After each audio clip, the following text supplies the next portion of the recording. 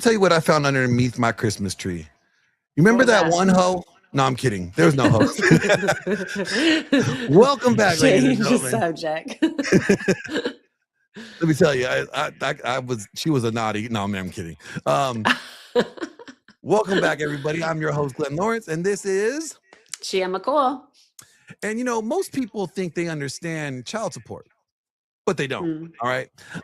They understand the slogan, they understand the rage clips, they understand the pain, but they don't understand how the system actually works. Who sets the numbers? Why people fall behind? Or what incentivizes quietly drives the outcome. And that's where we are going to be breaking that down today. Yeah, because once a child is involved, we have to remember that the conversation stops being about a theory and it's more about, like, people tend to want to make it about winning the argument, like being right. And that's not what it's about. Unfortunately, the whole system, uses the money and the time and the access and everything just like kind of erodes. So it's definitely today's guests, we are definitely going to be getting into inside the system, and we're going to be talking about what people argue and why things are not getting solved. Exactly. So you ready? Yes, let's go. Let's do it. Energy of truth on fire. They're calling out the world's desire. From fake ideals to moral decay, they're lighting up the modern age. No one's safe, not the church, not fame. They're flipping the script, rewriting. Tips goes like me at a child support agency. We had these things called performance measures, and these are federal performance measures. So federal money, taxpayer dollars, is going out to the state and saying, here's millions of dollars for you to give out for welfare. Now we're going to grade you on how much of that money that you collect back in the form of child support from fathers who aren't in the house or don't have custody of their children. So we would have these like federal performance measures. One of them was establishing court orders. How many orders did you establish? How much paternity did you establish? That was one of them. How much child support did you collect? How much arrears did you collect? What was your cost efficiency in terms of running the agency versus how much you collected on the back end? And if you look at it, the way these work based off how you perform, you get bigger incentive payments from the federal government, right? So the government and the courts have these incentives to get as many orders as they can to establish paternity, which doesn't mean following up on biological truth. It means having a person's name associated with the child on paper, is these numbers go up and then they get more incentive payments from the federal government, which some of it goes into the state general fund, which can be used for other things and all this kind of stuff. So it's kind of built in that way. And a lot of it is about wealth transference. I think a lot of this probably rolls into discussions about feminism and things like that. And in the 90s, this whole push for women can do anything. I think a lot of that was to get women off of welfare in order to get them as productive money-making citizens. You know what I mean? Yeah. So it's like, okay, give them welfare now. They did TANF because it used to be you could just live off welfare even as an adult. Yeah. Then in the mid-90s, it went from AFDC, Aid to Families with Dependent Children, to TANF, which was Temporary Aid to Needy Families. And then the parents were supposed to be limited to 2 years, and then the children could be on it for a full 18-year cycle, basically. And sometimes you'll see people having kids to try to catch this as it ends, but that's another thing. And it was supposed to be about, okay, the Republicans and the Democrats reached across the aisle and they shook hands and they figured this out. But all it did was make like this really strong child support system, which was modeled off of the IRS, basically. That's literally what it was like. They wanted it to have that much power, and it really hasn't solved the issue. I'll say this. I mean, it's worse than ever. It's not like families are getting back together. Yeah. It used to be child support from the federal side was just about working on cases from welfare. But then what happened is they started giving incentive payments to states to say, hey, start advertising your services to families that are not on welfare. And the idea was supposed to be that, well, you're going to stop people from slipping into welfare if you can get to them first. But if you look at studies, there are some good papers written on like the effects of child support enforcement, especially on poor and needy families. It tends to have like a negative effect. It'll kill the relationship between the father and the child. Because, especially if they can't make the payments, then they stop seeing their kid altogether. and then it's just this guy who owes money in the system, and he just lives under the table, and now he's called a deadbeat.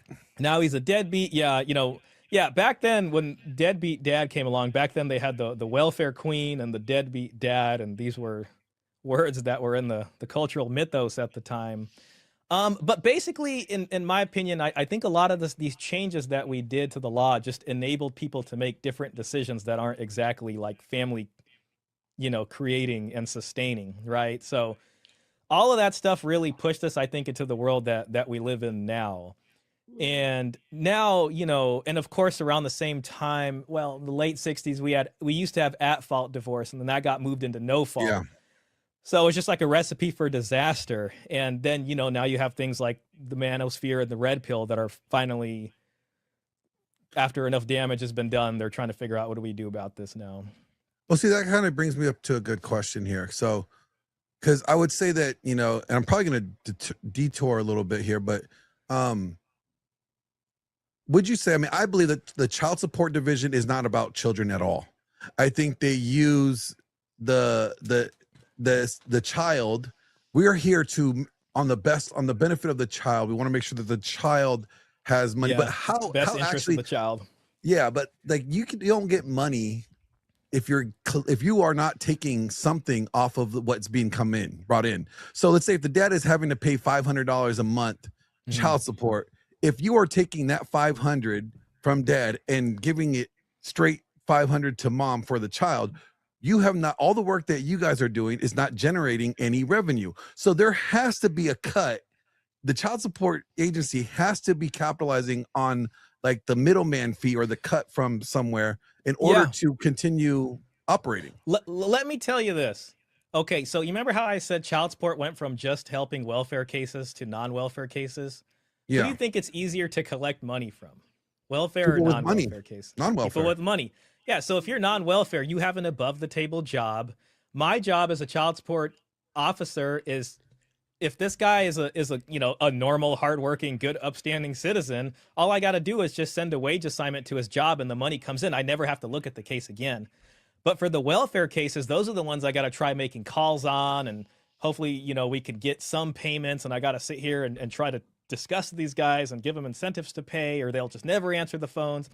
So most of the money we collect, which feeds into these performance measures, right, which leads to incentive payments back to states, are actually coming from these welfare cases. Or what I'm saying is like bigger amounts. Like, so if a guy has a good job and you apply the child support calculator to it, you're going to get a higher child support amount, right? So now we collected $2,500 from this guy, and that money is going to go to our performance measures versus like a $400 or $250 child support amount from somebody that's a welfare family, and us not getting the money.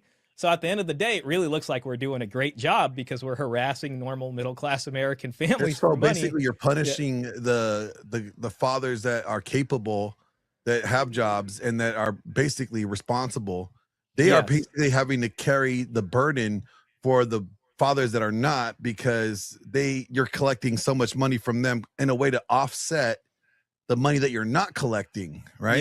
Yes. Yeah, exactly. So exactly, right? Because then it's buffering up the numbers. So if you look at child support and how much it used to collect, the graph looks really good. Like, oh, we'd have our end of year thing. We collected this much money this year. Let's all pat ourselves on the back. We had a great fiscal year. If you look at the history of it, you can see that those changes really help to buffer the bottom line dollar amount of how much money is collected, and they would rather you pay through the system. So it shows that way.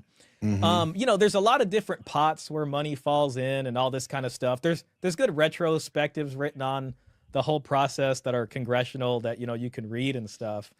And it shows kind of what percentages are incentive payments, what percentages are used to sustain certain programs and where they go. But the state has a big incentive to do that. And I feel like we're kind of in this trap place where if you took away the the whole welfare system tomorrow, you would end up with a lot of people on the streets. So we're kind of paying a lot of people to stay out of our way, even though there has been an uptick in homelessness lately, but at least from what I see. So it's just, we are like deep into the weeds on this system, and we have taken away, what I would argue is that we have taken away families' ability to self-regulate reproduction for themselves and put it in the hands of the state. And so people aren't really incentivized to stay together in the same way anymore that they used to be. What's up, guys? Jen McCool here. I am holding one of the brand new flavors from First Form, the maple butter. And this is what I use every single morning. It is by far the best products. And I've tried a lot of products in the market. First Form, 100% third-party tested. And on top of that, they taste amazing and they're great for you. So if you haven't tried it, definitely do so. I've added my link down below. The best flavor. I use this in my pancakes in the morning. I also do it in my yogurt. So there's so many ways that you can put the level 1. And of course, I do try the formula 1, which is more of an isolate protein. But if you're looking for a way that tastes amazing and doesn't give you all the bloat and all the nonsense that you deal with other protein powders, this is it. Check it out and let me know. I'm going to add a link. If you grab it, make sure you let me know and I'll send you a little free gift. And I guess like real quick, I wanted to ask, because I know you're big on dowries and bride price. That was the other thing I wanted to get in with you. Yeah. Do you think the fact that we as a nation and a culture have moved away from that practice? I would say so. Yeah, I think so. That would be plays true. a huge role in like the overall outcome of the failure of marriages. Absolutely. Those marriage transactions, that's the umbrella term, has that, in my opinion, that is a regulator on hypergamy. Okay. And what we did is we switched the marriage of reason, as they used to call it, to what's called the love match or a marriage of passion. So you substituted the romantic ethos as the driving force for matchmaking instead of the endowments from the family, property, and all these kinds of other consideration that, truth be told, and this includes the West, people used to look at when they created matches for people. I mean, I'm talking going all the way back to 2,000 years ago. I mean, ancient Athens did this, and then it slowly spread to all of Europe as time went on. But yeah, if I was going to give you a brief, what happened is that when I stopped working at child support, I started looking deeply into the history of child support, more so than I ever did while I was on the job. Because I was just like, how did we get here? And it's just like, it just didn't, I just kept looking and going back and back and back. And I went back so far, even to like Hammurabi's Code, and I kept seeing the mention of this bride price and dowry stuff. And eventually it revealed itself to me. I'm like, what is this? So I decided to do like a deep dive into that. And I looked at every single paper I can find or get my hands on or book. I got a bunch of newspaper clippings from back in the day. And I discovered that fundamentally this was like a support, or essentially the ground of how we did marriage in our society. And I would say the West was built on the dowry system. And once you remove that, it led to kind of where we're at now, where marriage is just a disaster. How can you give like a little brief for the listeners that have nowhere like to come? Like when you say how long ago it was, how long was it? And then like where are we today? How has that affected it? Sure. Like, and just to clarify, do you mean like how long ago it used to be the dowry practiced? system was removed? Okay. Yeah, like when was it in practice and when did it fall out of practice? So the epicenter of where it started to get removed was in England and the US. Okay. And this is because industrialization and modernization hit them first, because back when we were like mostly agrarian, it's not like you're going to be like, screw you, mom and dad, we're going to go live in this $500 a month apartment over here, and I'm going to go get a job, and her and I love each other, and screw you guys.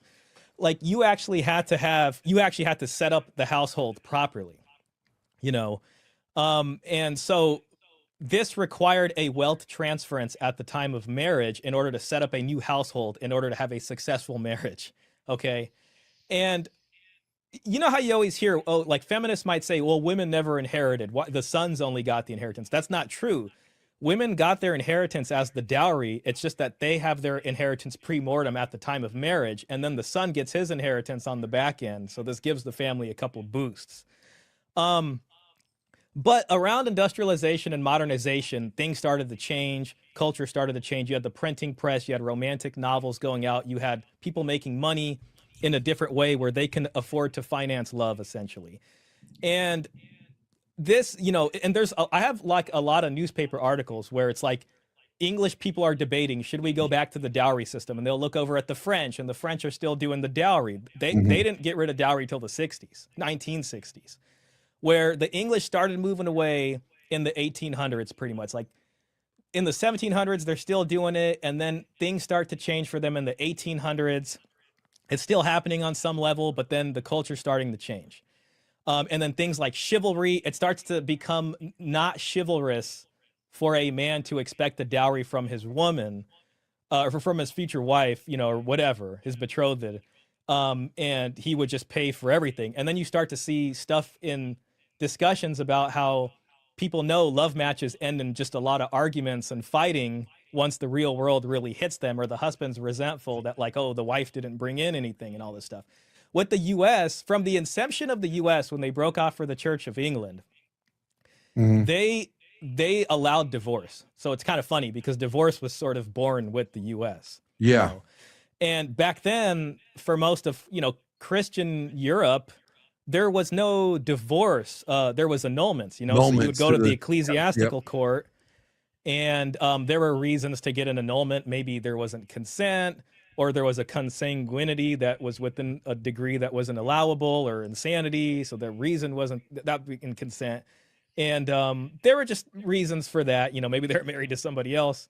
So for a long time, from the Roman handoff, from the Roman period to the Christian period, there was no divorce, just annulments. And prior to that, there was divorce in, you know, the Roman times and all that. Divorce was a normal part. Even back in biblical times, there was divorce. Yeah, there was. I mean, that was, it wasn't like this end all be all. But then, you know, like as time goes on and as Christianity goes from being a sect to being the state religion, you know, officially of the empire, management of things started to change. And, you know, that's when you started seeing a move away from polygyny towards monogamy and all these kinds of things. And so England and the US, it starts to move away there.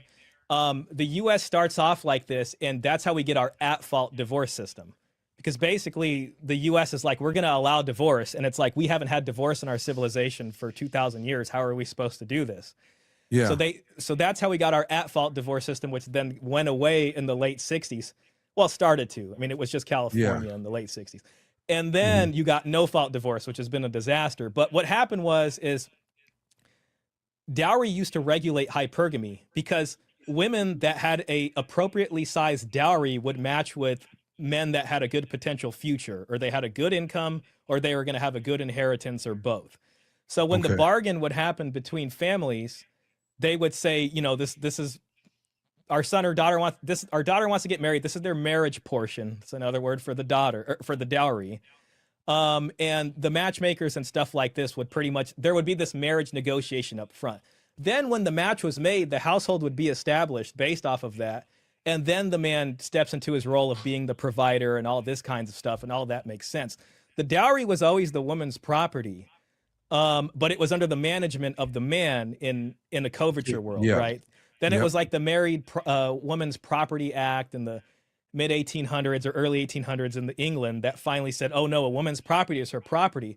So what that did is that made it so the man didn't have usufruct over her dowry anymore. Meaning that if she brought as dowry some type of account that has a, you know, some whatever amount that comes out of it, or land that has a harvest every year, the husband manages that amount and can use that amount of money for whatever. Or her family says, okay, this guy has trained as an artisan, we're going to pay for his shop, you know, and now he's going to run the shop and support the family. And, you know, that was the dowry. So there's all these things for the way that it works. What I'm hearing is, in a nutshell, is that basically when feminism was introduced, which was the 1820s, that's where the system started to erode. They hate dowry. Yeah. I even have some. So I'm sorry, my mind's going to so many places, but essentially hypergamy was regulated that way. It was a buffer. It was a buffer for hypergamy. It was a check on hypergamy. Yeah. And then once we removed the dowry, we said, okay, we have at-fault divorce now. At-fault divorce is a way of saying we're going to allow open hypergamy. So these people can marry each other because they love each other. She doesn't bring anything but the clothes on her back, also called the pauper marriage. This guy's Mr. Hero over here, and he's going to, I got all the money, baby, don't worry about me. And you at least had at-fault, which was like, okay, these two are going to get married. Here's how it works, though, okay? So if you cheat, if somebody is at fault, and let's say she cheats That's on the him, injured party. That's the one that breaches the contract. yeah, she breaches the contract. He's the injured party. We're not going to, custody is going to go to him first. The Yep. assets of the marriage are going to stay with him, and then fine, they're divorced after that. If he did it, then it's going to be the other way around. Whatever. Then when you pulled out that card, and now you were left with no fault divorce. Now you have open hypergamy with people getting married, With and no at any moment. consequence. Yeah, because what you have is the establishment of this community property that says it doesn't matter who brought what. This is the community property of the marriage, and you can divorce unilaterally. It doesn't matter who did what. Now we're in an amoral system, right? Morality has been removed completely. If you look like this and you happen to be struggling with women, and if you like bubble baths and some other gay stuff, it's probably because you use body wash like Metro by Resto Chesto, the most anti-masculine body wash in the world. So if you're tired of being confused for a homo, then I suggest that you use Tactical Soap from Grondike Soap Company. It's a game changer. That's right, a natural pheromone soap that enhances alpha status, masculinity, attractiveness, and charisma. Only Tactical Soap could take you from zero to a hero with the ladies. If you want to get successful with the ladies like yours truly, Glenn Lawrence, then I suggest that you order right now and get your own Tactical Soap from Grondike Soap Company today. Grondike Soap Company cannot guarantee that you will get a brunette and a blonde in the hot tub with you like Glenn Lawrence, but you may get a redhead. Okay. And so now you have things like the guys grumbling and complaining because they're like, I worked my whole life for this. I provided everything, including the establishment of the household, like the tradcons want you to do. And they're mad about it. So that's the first part of the story. The other part that you need to understand about dowry is there's this thing called dowry and there's this thing called a bride price. Yes. Renamed to bride wealth. Two different They're things.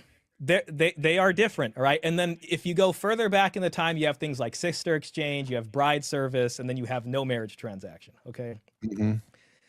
For most of human history, most societies have had some kind of marriage transaction at the time of marriage. Okay, so yeah, and it was between the families. It was a union, a uniting of this household with it this creates household. an alliance. Yes, for the benefit, not for the marriage so much, but for the benefit of the collective of the two clans or two families, right? I will say this. Yes, that's true, but it's not an arbitrary agreement, meaning that it isn't just like, oh, the bride price is going to be this amount someday, or it's going to be way less someday. Typically what you see from the and this is why they renamed bride price to bride wealth. A bunch of anthropologists came together in the 60s, and after they did this gigantic, fact-finding mission where we got the World Ethnographic Atlas of 1,167 pre-industrial societies, where they looked at these and took data on all of them. They discovered that bride price isn't like you're just selling your daughter. It's not like a market rate. It's usually a uniform price within a bride price. So in any bride price societies, it's typically the same amount of money, okay? Because the way a bride price is supposed to work is you're supposed to pay a payment to their family, and they're supposed to now have enough to replace their daughter with another wife for another son in their family. Yes. And this is how you get polygyny also, right? Because everybody might be married in that family, but they'll say, okay, this person will have a second wife now. Usually in bride price paying societies, it'll be like one or a few things that they can use as a kind of currency for bride price. Like, that's where you get your cow. Goats. I'll give you 2 goats. Yeah, it'll be like a small herd of them or something like that. Now, no. She only gets 2 goats because look, she's missing her teeth. You got that one's missing teeth and she got a lazy eye. She's only worth 2 goats. Well, that goes away from the uniformity of the situation. But okay, so bride wealth, bride price has happened in societies that were less sophisticated than dowry paying societies. Okay, so the difference is the form of agriculture that they use. So in the Old Testament, you have the mohar mentioned a lot. That's the bride price. Yes. Dowry is arguably in there under words like shiluhim and zebed, but a lot less. Mm-hmm. It's by and large, it's bride wealth. Okay. And that happens in societies where women actually give the larger contribution to agriculture. And men do less in agriculture. So when you get married and you take away this woman from her family, they are losing her very real labor value on the farm. Yeah. Because back then they were using lighter tools for agriculture that a woman could use in her hands. Then they switched to heavy agriculture, which was the plow. Okay. And with the plow, you can pretty much till acres and acres of land. And you have animals pulling this, but it was pretty much men who had to do the plow because it takes a lot of burst strength. You got to keep these animals in a straight line. And what happened is women's contribution on the field was not as economically important as it used to be.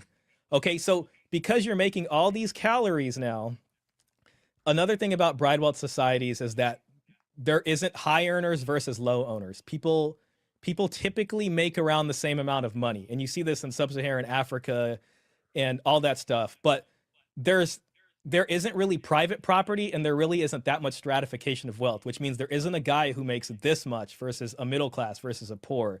It's about the same. And most of the land, since they can't work the land enough, is held in corporate by the tribe, right? So it's not like my family owns this specifically and yours doesn't. It's the entire tribe owns this land in corporate, and everybody is free to work it or has some stake in the claim. Okay. When it switches over to the plow, you start to see all this money being made because you're able to make all this food. Not everybody has to worry about it. And you get specialization, and you start to get very rich men with a lot of land holdings, rich families, I should say. And then you start to get medium land holdings. Then you start to get minimum land holdings. Then you start to get a kind of proletariat class that owns no land. So you have rich to poor. Okay. And you have private property ownership, and you have specialization and all these things. And what is born out of that is that bride wealth switches over to monogamy and the dowry system. So the dowry system walks hand in hand with monogamy, and bride wealth walks hand in hand in polygyny.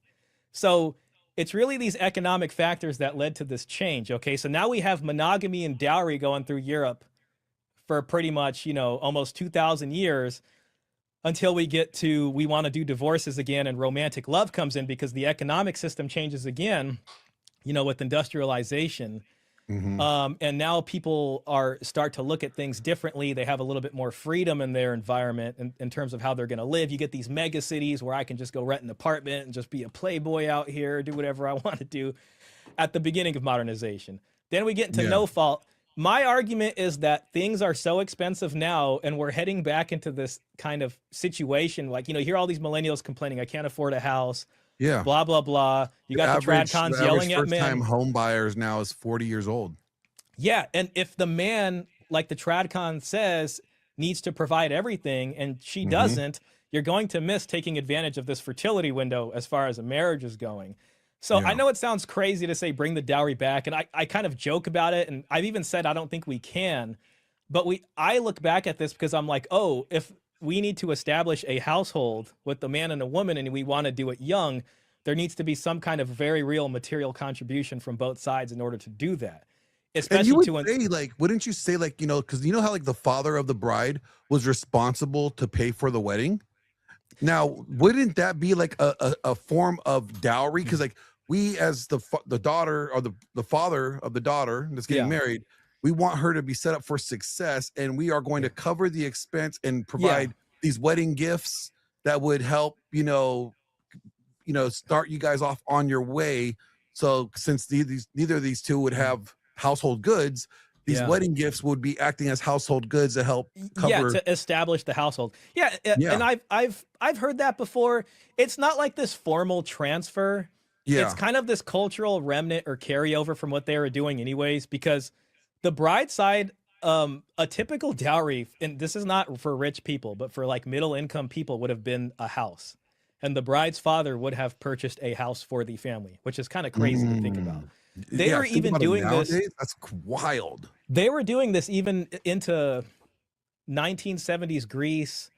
The dowry in Greece did not end until about the early 80s. So prior to that, they were still practicing the dowry system, which is kind of amazing because they were already one of the first to do it in ancient Athens, and it led that whole way down. But so, with that whole system, the bride's, family would do that. So I look at that as a kind of cultural carryover from those days. But the function of it, in some ways, depending on what, if it's just paying for an elaborate wedding that doesn't exactly establish a household, then it's missing the function of the dowry. Yeah, It's yeah. more But I about mean, I just guess I think the celebrating something. spirit of it is there, though. The Yeah, fact that like yeah, the responsibility was on the bride's family to make sure that the wedding and the things that they were started off on this marriage was secure, like with the gifts and like the function of it. yes, yes. In You some know, ways, in yeah. some ways, yes. You can say that. You can say that. For me, the real spirit of it lies in the negotiation prior to establishing the marriage. You know, Mhm. and And the fact that we don't have that now, what we have done in a way, would you think that fathers have dropped the ball on their responsibility? They're not it's fulfilling their responsibility by not well, yes. enforcing the dowry. I will say yes, but I will add on that I don't want to just blame dads here. I don't want to put it all on men. Well, no, but at the end of the And day, I'm not saying when you're doing that. I'm not saying you're doing that. But from what I've read in the history, yeah, a lot of times, you know, the father would manage that, but the source of the dowry came from more than one place. Yeah, it would come from the father's work in a lot of places. You can say that. It would also come from the mother's side too, because she might have stuff left over from her own dowry or still there that would then contribute to the kids' pots. Grandma might come in and, you know, get a dowry going. It could come from the charity of the church. I have a newspaper article that talks about the Pope giving out dowries for women. It could come from women working themselves. So if you were in a poorer family, and that's the thing about the dowry, it was from top to bottom. It's not like just rich people. But what she might work as a maidservant in a richer family's house, and what the contract would be with that, they would pay her dowry once the contract term is over. So you see that a lot also. Women are now working, they're forced to work in order to save, because the reason I call dowry self-regulation is because what they're saying is if you're going to enter into this enterprise of marriage, you need to prove you are able to have a household that has the health to sustain itself. If you don't have the commensurate dowry amount, this house has a very high chance of failing that you're trying to establish. Now we have a burden on the public because we have these kids here from a marriage that should have never happened, which sounds mean to say. No, but there would be this minimum of dowry, right? So dowries can range from extremely extravagant in terms of cost if you have kings and queens getting married, to a minimum amount for people that are, you know, peasants. And it was more of an accountability factor. It was to make sure that they had skin in the game. Exactly. It's contribution. If you fail, it's going to cost you more than it's going to cost the state or the community. Yes, and the thing about the dowry too was that one of the laws, typically if a separation did happen, say the marriage got annulled or a divorce, the woman's dowry was always her property. The husband just had management of it. If the divorce happened, they would have to pay the dowry back to her. She would go back to her house with that. If she committed adultery on him and they had children, then the dowry would stay in that household. So it was also an incentive against monkey branching, you can say, right? And then also, it's less for monkey branching would also have a less of a chance to work, because if her dowry is invested in this household, why would this guy? It's not a rational decision to then take this dowerless woman here, because you're throwing away your marriage prospects, basically. Yeah, he doesn't get any potential insurance clause in case she acts, she misbehaves or she, acts up. Yes, because exactly. If she's willing to, because it'd also be like, if she's willing to cheat on him and jeopardize losing this dowry, I'm not going to be getting a dowry if I stay with her, because if I choose romantic love and screw my family and her and I both love each other, that's great. You know, that is the romantic ethos. That is the lust kind of love. That is the fantasy story of love. That is not the familial love, just to differentiate types of love. That's the her on a pedestal and me having to give her the world kind of That's love. the horniness. That's that. Yes.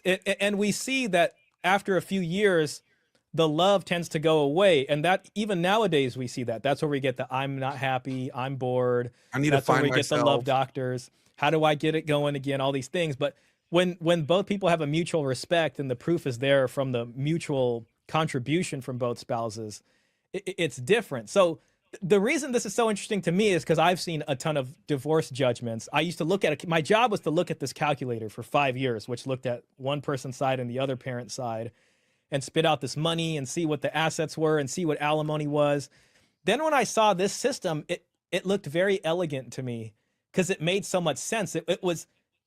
It's not a hypergamous system. It's a balanced scales, and it makes everything worth it. It's like, it's a respect to the husband. You know, it's like, okay, you're going to be the provider, which I'm not even arguing against. But what we're going to do is we're going to put some fertilizer and water on you so you can be the best provider you can possibly be. Yeah, like we're going to try to set you up for success. Yes, and you're going to respect your wife because of what she did, especially in the beginning and what she brought in. This is going to create an alliance of the families. Another interesting thing that I've seen in the literature and the writings here is that in older times, women who got married needed a dowry, and if they didn't have one, that wasn't considered a wife. That was a concubine, essentially. Yes. That's the difference. And now a concubine, you can say, is a marketplace of paying for a woman. You can say this concubine cost this much or that much or whatever it is. If you want to watch the rest of this episode, go subscribe to our Patreon now. Energy of truth on fire. They call it